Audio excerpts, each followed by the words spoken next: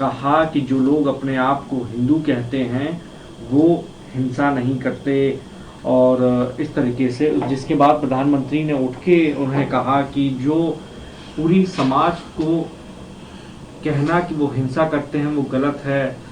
फिर राहुल जी ने कहा कि बीजेपी हिंदू नहीं है, आरएसएस पूरी हिंदू नहीं है। आप कैसे देख रहे हैं जो पार्लियामेंट के अंदर गर्मा गर्मी जो हो रही है? देखिए, उन्होंने खुद ही बायोलॉजिकल बात कही थी कि मैं बायोलॉजिकल नहीं हूँ।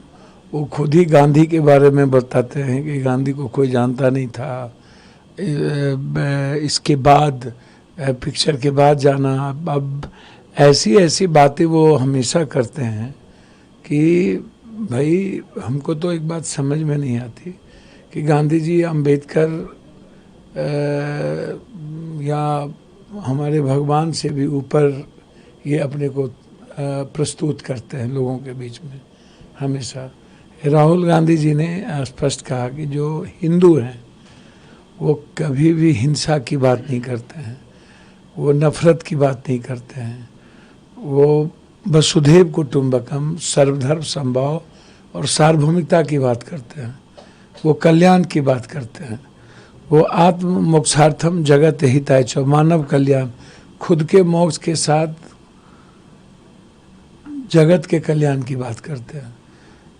जो आप हैं, जो नरेंद्र मोदी जी हैं, बीजेपी है, आरएसएस है, ये हमेशा नफरत की बात करता है। इसलिए नफरत की बात करने वाला जो आरएसएस है, बीजेपी है, वो हिंदुत्व की बात नहीं कर सकता, वो हिंदू हो ही नहीं सकता। तो बिल्कुल सही है, हिंदू का मतलब ही सनातन है, सबके विचारधारा को सम्मान करना, सबके अधिकार को संरक्षित करना, और सभी जाति वर्ग समूह लिंग भाषा का जो रेस्पेक्ट करता है उसे ही हम सनातन कहते हैं, उसे ही हम सनातन हिंदू कहते हैं।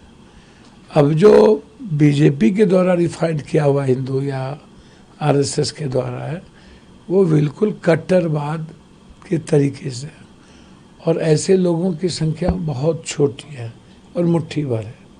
तो इसीलिए राहुल जी ने जो बात कही है वो उन्हीं का जवाब है जो नरेंद्र मोदी जी कहते हैं, और उन्हीं के जवाब में राहुल गांधी जी ने कहा कि देश क्या सोचती है, दुनिया भारत के सनातन सभ्यता के बारे में क्या सोचती है, और आप हमारे रियल सनातन और हिंदुत्व को आप किस ओर ले जाना चाहते हैं।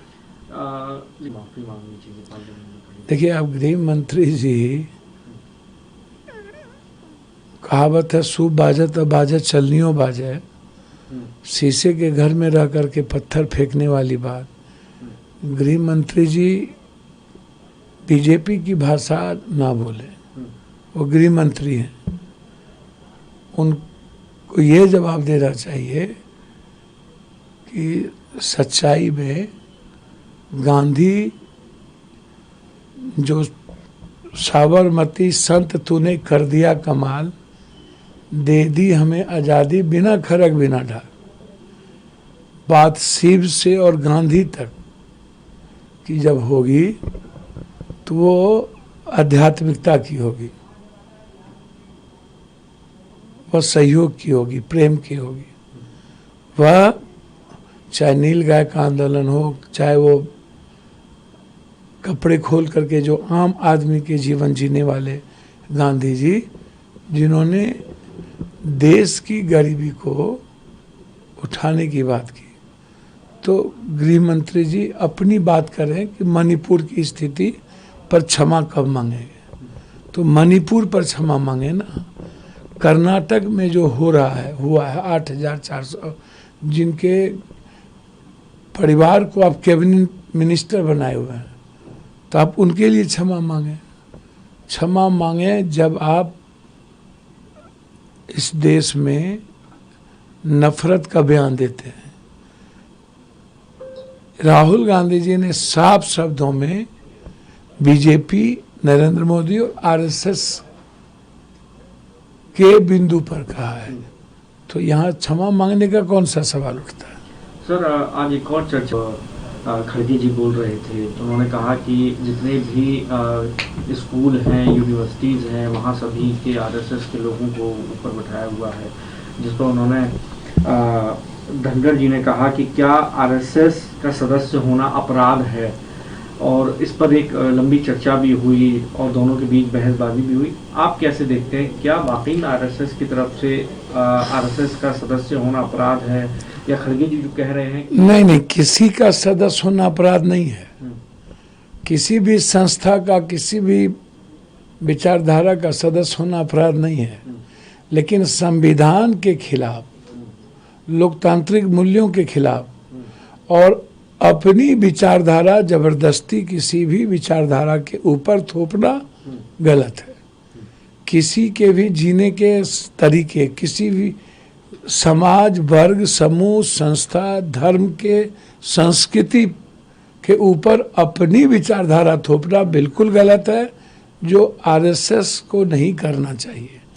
यदि आरएसएस की विचारधारा आप स्कूल कॉलेज का एजेंडा बनाएंगे, बच्चे विज्ञान के लिए आए हुए हैं, चांद पे जाने आए हुए हैं, बच्चे आए हुए हैं प्रगतिशील सोच को लेकर, बच्चे आए हुए हैं रचनात्मक और सकारात्मक विश्व, जो हमारा नालंदा था, विक्रमशिला था, हमारी जो एक्सपर्ट, जो वर्ल्ड की जो हिस्ट्री है हमारी, नालंदा से उस सोच के साथ आए हैं। बच्चे रिसर्चर के लिए आए हुए हैं, बच्चे नफरत का आधार चुनने नहीं आए, बच्चे हिंसा के लिए नहीं आए। इसीलिए यदि आप सभी वैचारिक संस्थाओं पर किसी बीजेपी के को संस्था को बैठाएंगे तो ये गलत है। सर आज से कई अलग अलग बातें कही जा रही हैं बीजेपी की तरफ से, गृह मंत्री की तरफ से कहा जा रहा है कि जो अब स्वदेशी कानून है, पहले जो इतने वक्त तक अंग्रेजों का कानून था उसको हटाया है, इसमें अब इसको अटकाया नहीं जाएगा, बल्कि जल्दी न्याय मिलेगा, जल्दी ट्रायल हुआ करेगा, जल्दी सुनवाई हुआ करेगी। आप कैसे देख रहे हैं, क्या भविष्य इस कानून के बाद से, यानी जब ये लागू होगा, क्योंकि आज से हो भी गया है, इसके बाद बदलाव देखने को मिलेगा देश के अंदर?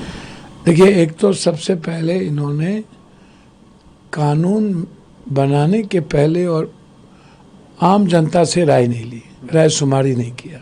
दूसरा, सदन के बहुमत, सदन में इन्होंने सबको निकाल कर कानून तो इन्होंने कई बनाए जो आम लोगों की ना सहमति ना विचारधारा आई। तो कानून अमेंडमेंट होने में दिक्कत नहीं है, लेकिन आप सभी की विचार को लीजिए, देश क्या चाहता है उस बात को भी सुनिए और उसके बाद एक बेहतर कानून को बनाइए। आपने धारा चेंज कर दी, कानून में क्या किया, आपने कुछ धाराएं चेंज कर दी। आपने पदाधिकारी को, अंग्रेजों ने जिस तरह पदाधिकारी को प्रोटेक्ट किया था, आपने भी पदाधिकारी को ज़्यादा इस पर प्रोटेक्शन दिया है पूरे तरीके से। और जो न्याय व्यवस्था अंतिम लोगों को व्यक्ति मिलना चाहिए, भ्रष्टाचार पर जीरो टॉलरेंस कैसे होगा, आम आदमी की जीवन को न्याय सरल कैसे मिलेगा, महिलाओं को न्याय सरल कैसे मिलेगा। दिक्कत इस बात का नहीं है कि कानून बन रहा है, दिक्कत इस बात का है कि कानून का इम्प्लीमेंट कौन करेगा। जो बात बाबा साहब अम्बेडकर ने कही थी कि संविधान जो गीता, रामायण, बाइबिल, कुरान शरीफ साहब जैसी विचारधारा का एक ग्रंथ है जो सर्वधर्म संभाव का भाव है, वसुधैव का भाव है, सार्वभौमिकता का भाव है। ये कंप्लीट रूप से हर व्यक्ति, भाषा, लिंग, समाज के लोगों को अधिकार संरक्षित करता है। उसकी आर्थिक, उसकी न्यायिक, उसकी सामाजिक, उसकी शैक्षणिक व्यवस्था को मजबूत करता है। Justice of all, equal justice, जो मिनिमम रिक्वायरमेंट, फंडामेंटल राइट है मेरा, वो हमारे उस कानून को दर्शाता है। लेकिन who is the person in India, who is the name, Patel, Gandhi, Ambedkar, Nehru, ऐसे जो लाल बहादुर शास्त्री जैसे जो व्यक्ति थे, जिसके भीतर इच्छा शक्ति थी, जिसकी नीयत साफ था, जिसके मन साफ थे, दिल की शुद्धता थी, और जो आम लोगों से प्रेम करते थे, जिसको संविधान में आस्था थी, वो एक मजबूत इम्प्लीमेंटेशन की ओर बढ़ा।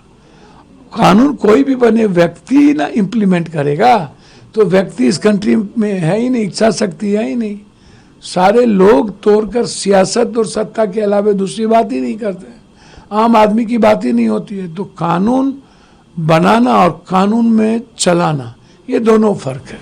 लेकिन सर, अपोजिशन जो चर्चा कर ली गई पार्लियामेंट तो मैं तो वही बात कहा, गृह मंत्री तो उस बात को कह रहे हैं कि राज्यसभा में 6 घंटे चर्चा हुई और लोकसभा में भी चर्चा हुई, लेकिन अपोजिशन ने माहौल इस तरीके का बना दिया कि मजबूरन स्पीकर साहब को उनको बाहर करना होगा। भैया माहौल बना दिया।